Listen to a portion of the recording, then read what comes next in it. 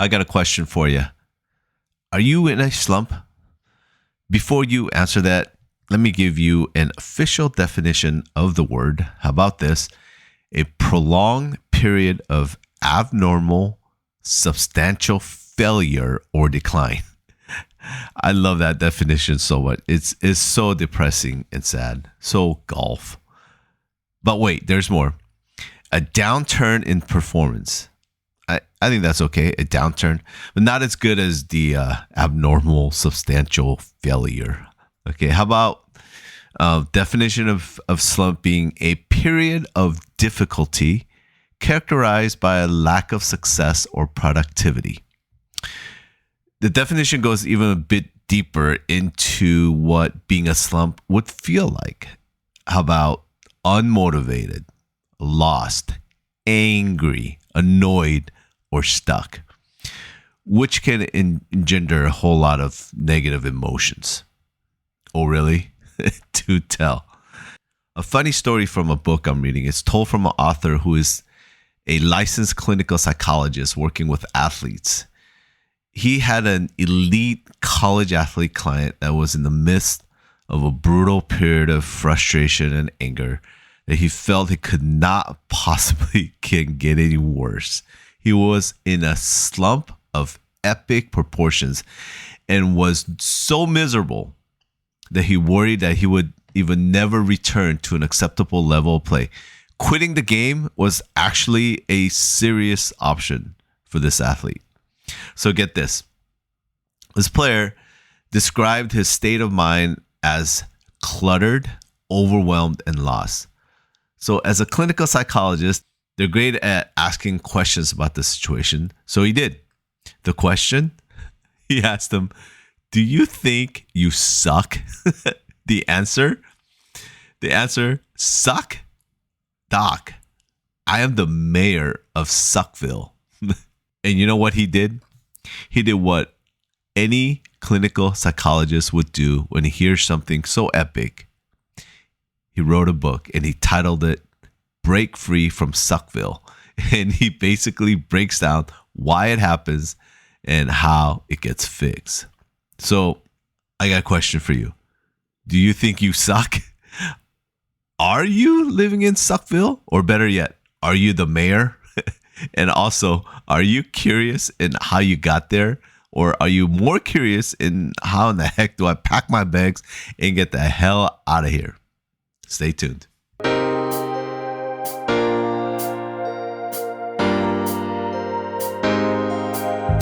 Hey, this is Hanju Lee, and you are listening to Better Golf Academy.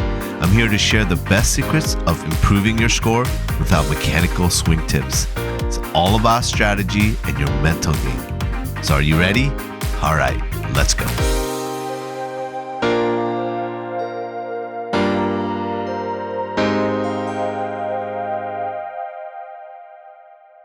Well, hi there, everybody. Welcome to the Better Golf Academy podcast. I am your host, Hanju Lee.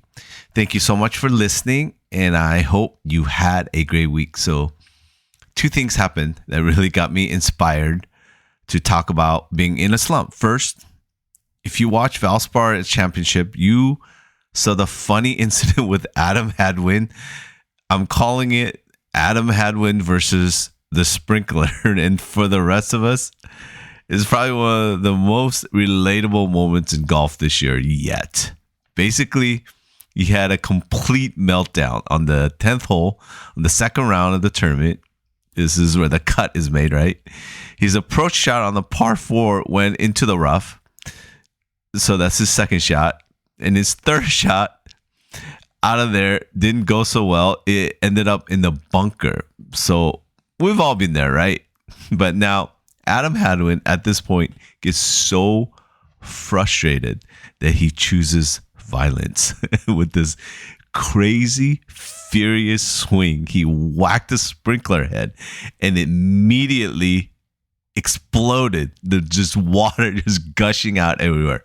It was pretty funny and not so funny at the same time, right? The camera caught it all. And if you haven't seen it or heard about it, you have to go search for it. It's a must watch.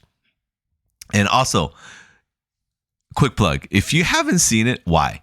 Are you not following golf news? You don't know what or who to follow. There's so much information out there.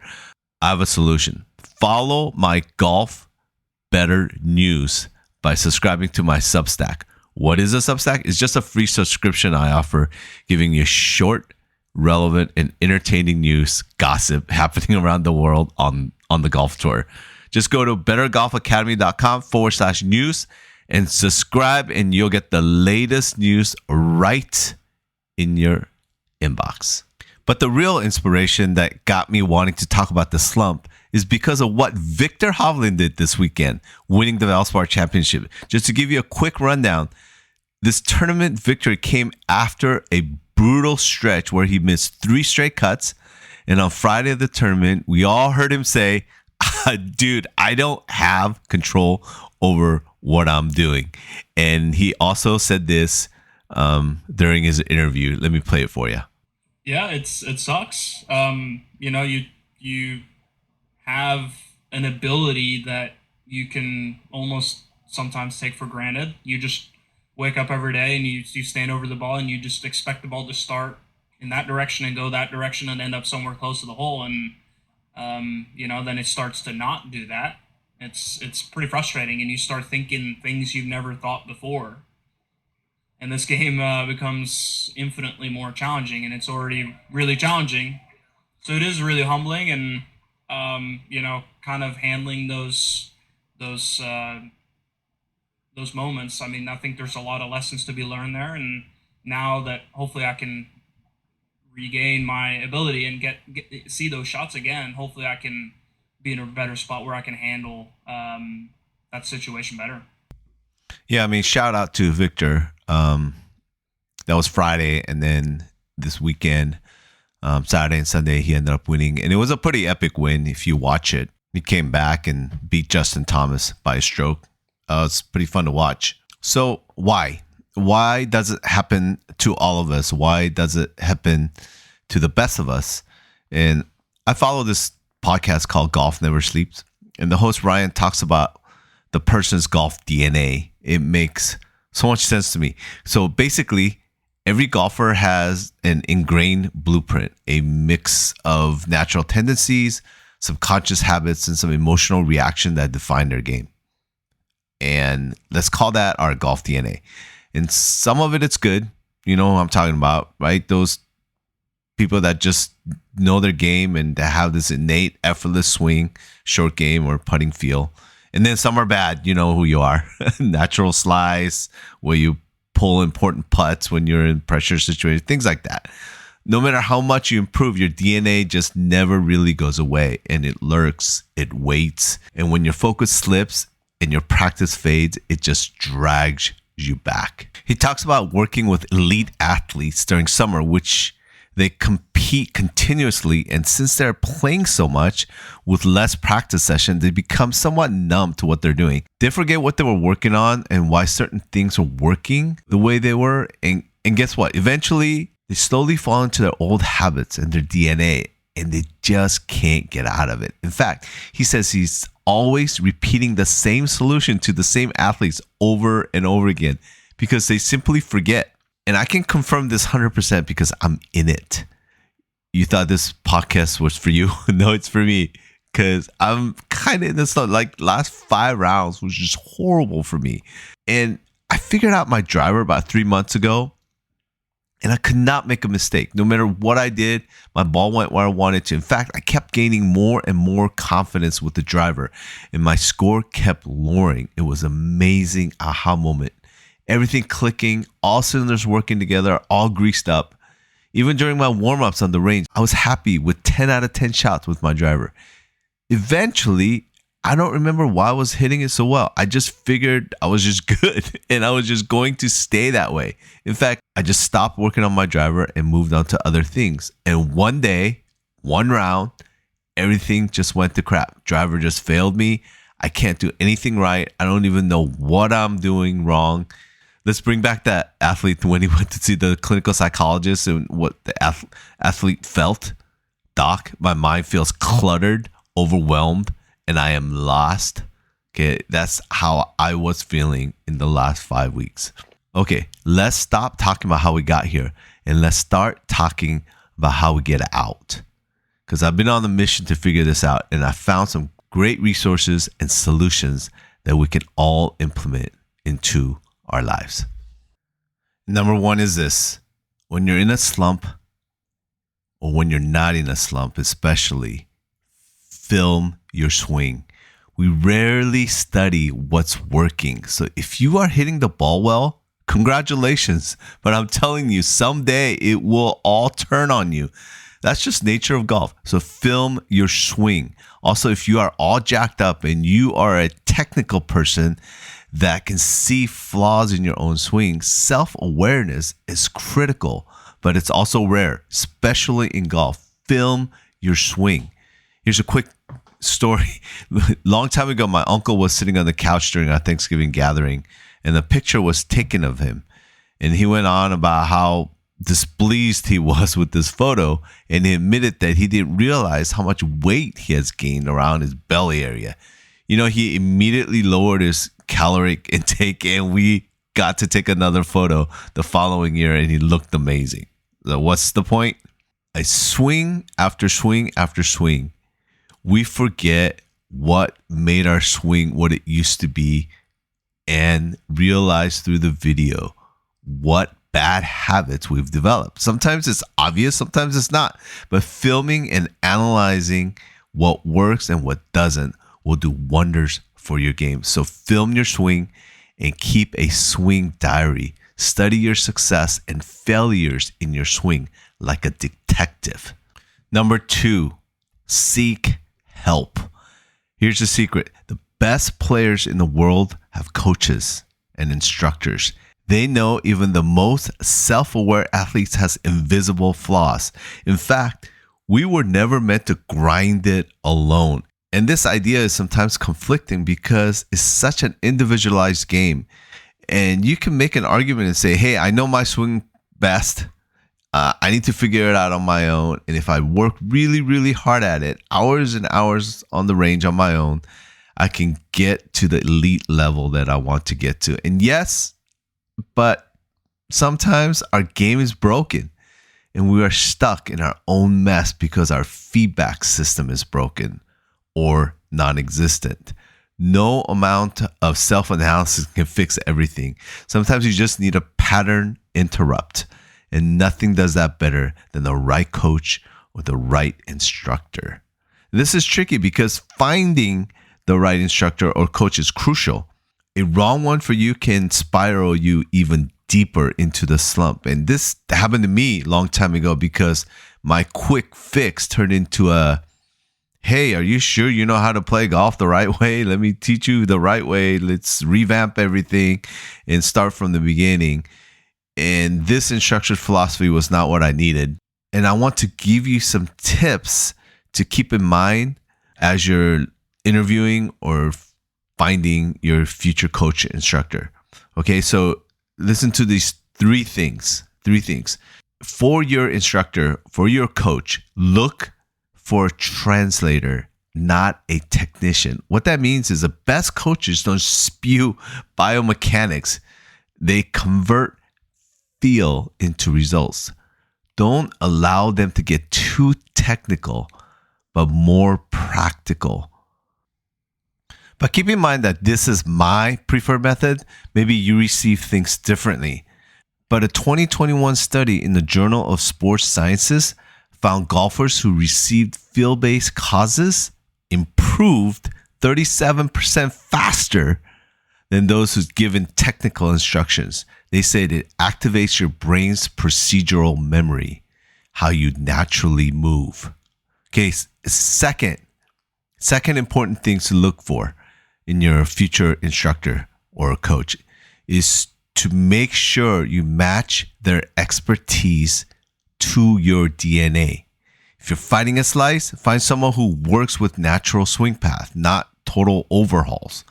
Your coach should work with your tendencies, not against them. Okay? And then third thing that's really important is try before you buy. Most coaches offer some type of assessment. Send your swing in, or meet, or chat on the phone, or email back and forth. If their feedback makes an immediate sense, that is your person. Number 3 in how you get out of the slump is this. Dude, take some time off. I thought I would never, ever in my wildest dreams tell someone to take some time off golf. But when you're in a deep slump, your brain is stuck in a loop.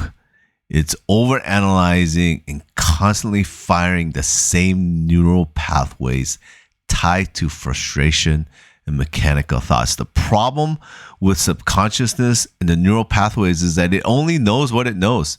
It doesn't self-correct. It self-reinforces. To escape it, you must consciously overwrite old patterns with new, deliberate training, because your brain defaults to what is drilled the most. And what better way to reset than to just take some time off? And taking time off literally weakens those negative connections. It's a process called synaptic pruning.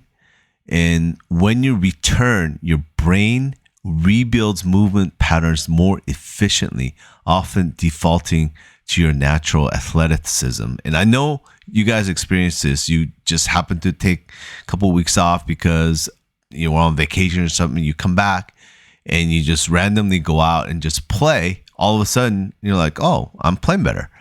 Even Tiger Woods in 2019 Masters win. Did you know that that win came after a long period of breaks? During an interview, Tiger said, he says, time away, let me see the game differently. And I stopped worrying about the position and I just played. Also, taking time off restores emotional hunger. A chronic frustration lowers dopamine, the motivation chemical.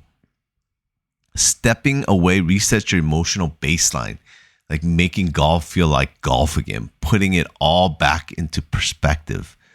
Distance from the game provides perspective, and players often realize that their slump wasn't really about their swing, but fatigue, a bad strategy, or just external stress. Did you know that after a brutal stretch, Justin Rose took a month off and he returned and won immediately? And he said this during his interview.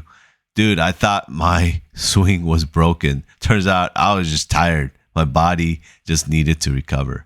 See, your DNA, your golf DNA, isn't the enemy. Your relationship with it is. Breaks don't erase your tendencies. They let you rediscover the good ones buried under the noise. Slumps, they don't happen to you. They happen for you. Wait, what? All right, I'll repeat it. Slumps don't happen to you. They happen for you. They are your golf DNA way of screaming, yo, you've lost the plot. And here is an escape plan, just to review, okay? Number 1, see clearly. So you got to film your swing. When you're playing well, film your swing. When you're playing bad, film your swing. Study success like holds a secret of the universe. And with your bad swing, find the flaw. You have to see yourself. Number 2, get a translator, meaning find a coach that can provide feedback and someone who can unlock the athlete already inside of you. And number 3, walk away to come back stronger. Sometimes the bravest move is putting the clubs away, giving yourself permission to reset and rest.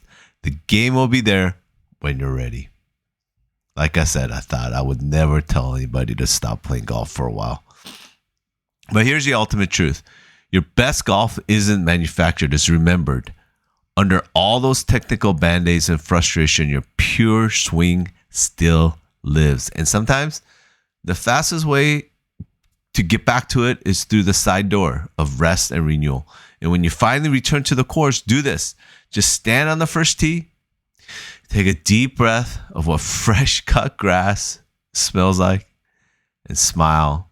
And I don't remember I've ever told you this story before, but when I was playing a lot of junior golf, I woke up early to play the courses up at Lake Tahoe.